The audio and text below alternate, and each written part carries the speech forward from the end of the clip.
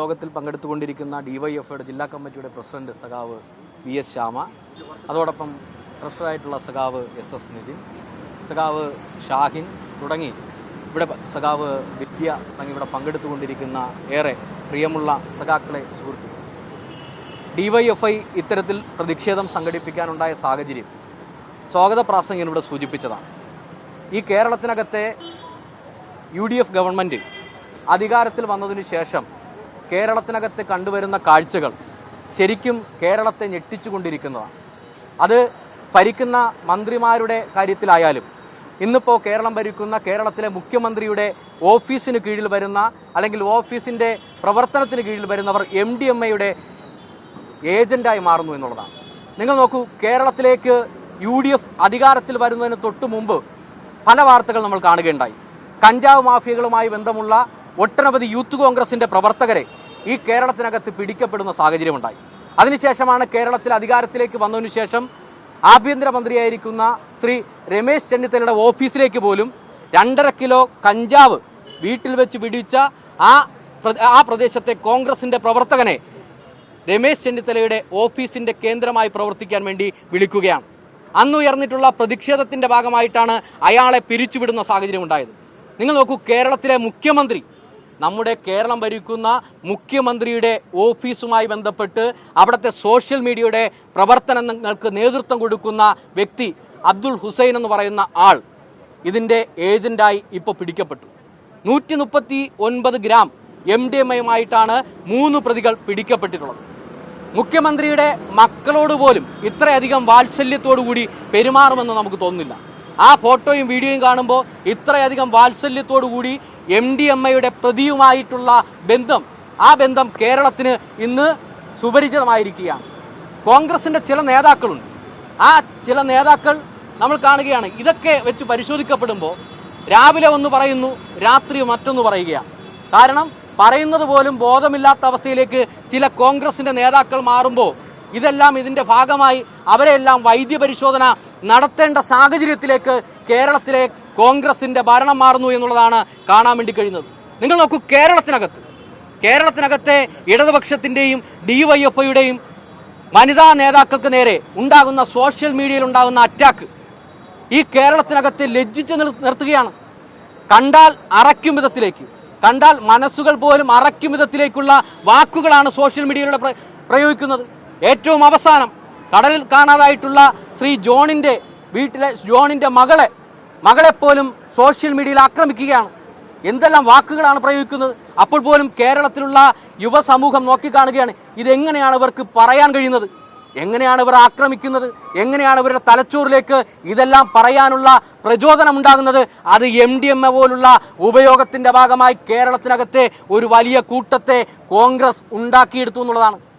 നിങ്ങൾ നോക്കൂ, കോൺഗ്രസിൻ്റെ ചില നേതാക്കൾ മാധ്യമങ്ങളുടെ മുമ്പിലിരുന്ന് തെറി വിളിക്കാൻ ഒരു മടിയുമില്ലെന്നേ. ഇവർക്ക് എങ്ങനെയാണ് ഇങ്ങനെയുള്ള സാഹചര്യം ഉണ്ടാകുന്നത്? കേരളത്തിലെ പ്രധാനപ്പെട്ട നേതാക്കൾ ഞാൻ നേരത്തെ ചൂണ്ടിക്കാണിച്ചതാണ്. ഇന്നൊന്ന് പറഞ്ഞാൽ നാളെ മറ്റൊന്ന് പറയുകയാണ്. പറയുന്നത് പോലും മറന്നു പോവുകയാണ് ചില ആളുകൾ. ഞാൻ പേരൊന്നും എടുത്ത് പറയാൻ വേണ്ടി നിൽക്കുന്നില്ല. അവരുടെയൊക്കെ കൂടെ, ഈ കോൺഗ്രസിൻ്റെ കൂടെ ഇത്തരം ആളുകൾ ഉണ്ടാകുന്നു എന്നുള്ളതാണ്. ഈ കേരളത്തിനകത്ത് DYFI പല ഘട്ടങ്ങളിലായി DYFIയുടെ നേതൃത്വത്തിൽ ഇത്തരത്തിലേക്ക് കഞ്ചാവിൻ്റെയും ഇത്തരം മാഫിയകൾക്കെതിരായിട്ടുള്ള ശക്തമായ പ്രതിഷേധം സംഘടിപ്പിച്ചിട്ടുള്ളതാണ്. ഇന്ന് ഈ പ്രതിഷേധത്തിൽ പങ്കെടുക്കുന്ന DYFIയുടെ ജില്ലാ കമ്മിറ്റിയുടെ ട്രഷറർ സഖാവ് നിതിന് ഇങ്ങനെ കഞ്ചാവ് മാഫിയകളുടെ അക്രമത്തിന് ഇരയാകേണ്ടി വന്നിട്ടുണ്ട്.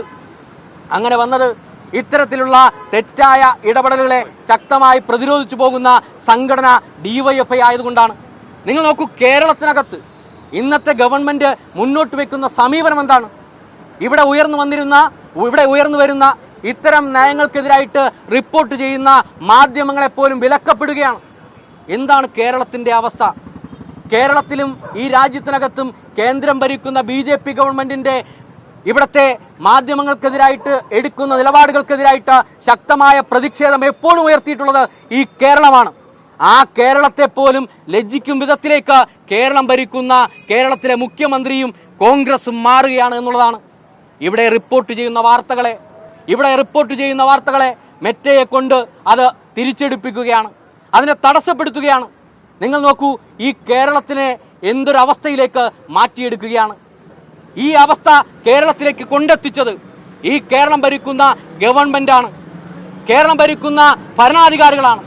അതിനെ കൂട്ടുനിൽക്കുന്ന അല്ലെങ്കിൽ ഒരുപക്ഷെ BJP കേന്ദ്രം ഭരിക്കുമ്പോൾ BJP ആണോ ഈ കേരളം ഭരിക്കുന്നത് എന്ന് സംശയിക്കും വിധത്തിലേക്ക് ഈ കേരളത്തിന്റെ ഭരണകൂടം മാറിയിട്ടുണ്ട് എന്നുള്ളത് ഏറ്റവും ഒടുവിലത്തെ ഈ മെറ്റയെ ഉപയോഗിച്ചുകൊണ്ട് ഈ കേരളത്തിനകത്തെ മാധ്യമങ്ങളുടെ അവരുടെ സ്വാതന്ത്ര്യത്തെ പോലും കൈകടത്തുന്ന അവസ്ഥയിലേക്ക് മാറുമ്പോൾ നമുക്ക് ചിന്തിക്കേണ്ടി വരികയാണ്.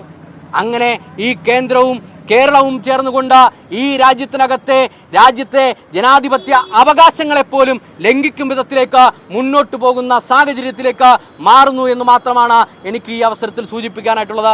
ഈ കേരളത്തിനകത്ത് എല്ലാ ബ്ലോക്ക് കേന്ദ്രങ്ങളിലും DYFIയുടെ നേതൃത്വത്തിൽ ഇത്തരത്തിലേക്ക് പ്രതിഷേധ പ്രകടനം സംഘടിപ്പിക്കുകയാണ്. ഞങ്ങളിങ്ങനെ സംഘടിപ്പിക്കാനുണ്ടായ സാഹചര്യം